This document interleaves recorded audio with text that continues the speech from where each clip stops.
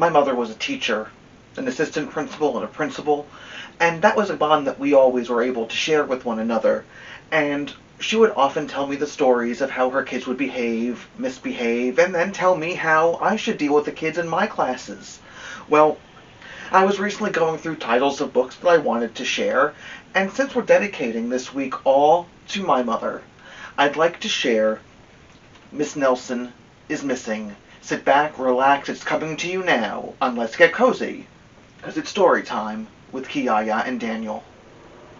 Hi, my name is Daniel Carter, certified personal trainer through National Academy of Sports Medicine and certified nutrition coach through Precision Nutrition. So, we have your training program here, right?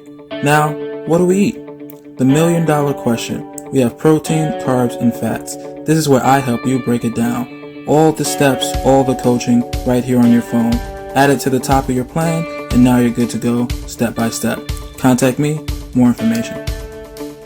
Stories are such an important part of our lives.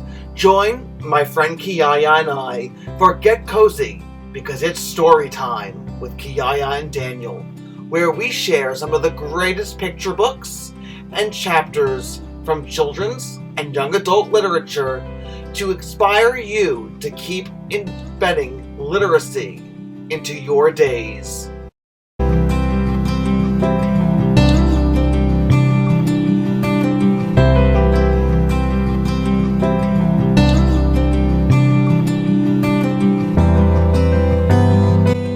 I'm Daniel, and Kiyaya and I are here to share this all with you.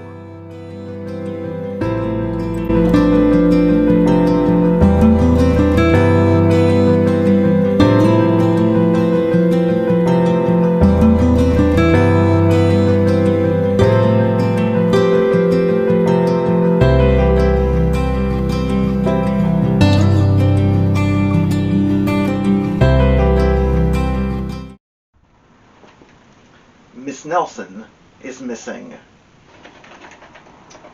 The kids in room 207 were misbehaving again.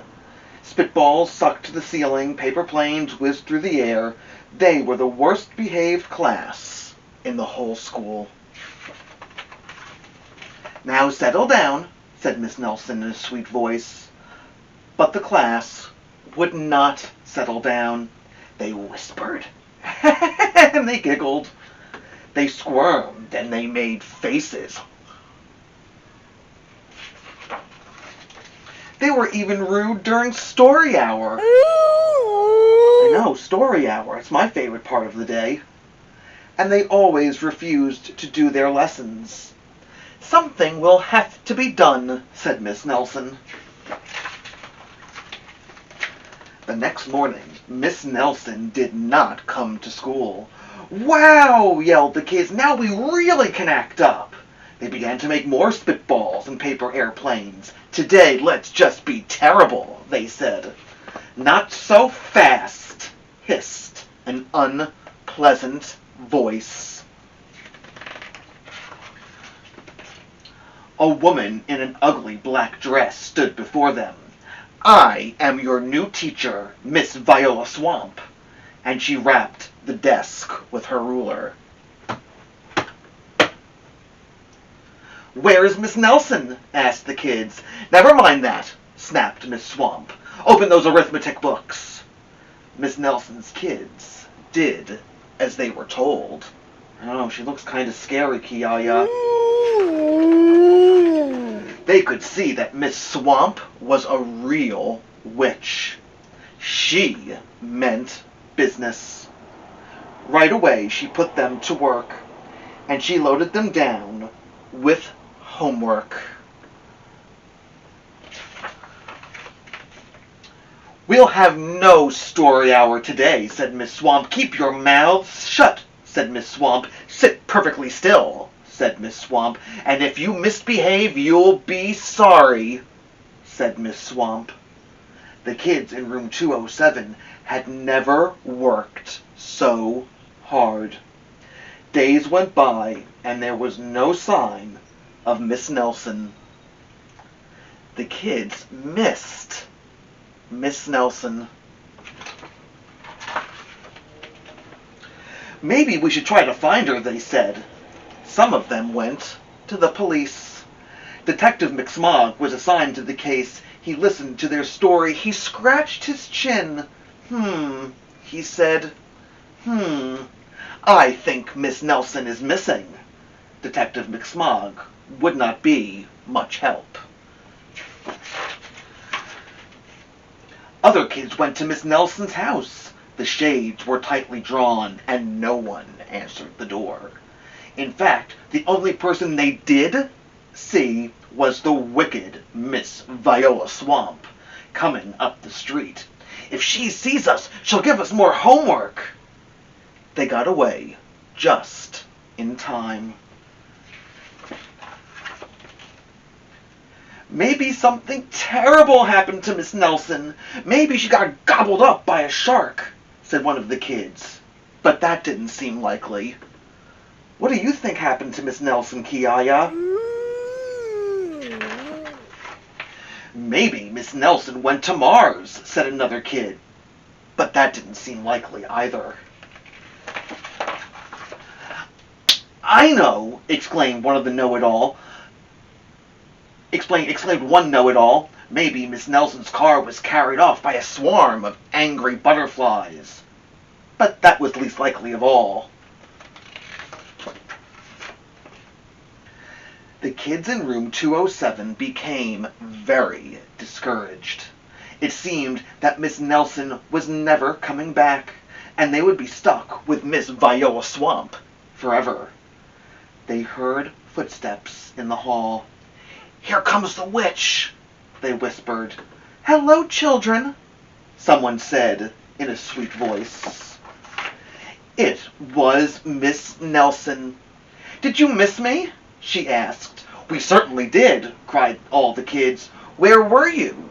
"That's my little secret," said Miss Nelson. "How about story hour?" "Oh, yes," cried the kids. Miss Nelson noticed that during story hour, no one was rude or silly. "What brought about this lovely change?" she asked. "That's our little secret," said the kids. Back home, Miss Nelson took off her coat and hung it in the closet right next to an ugly black dress. When it was time for bed, she sang a little song. "I'll never tell," she said to herself with a smile. P.S. Detective McSmog is working on a new case.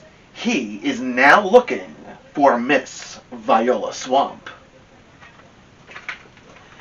Miss Nelson is Missing by Harry Allard and James Marshall.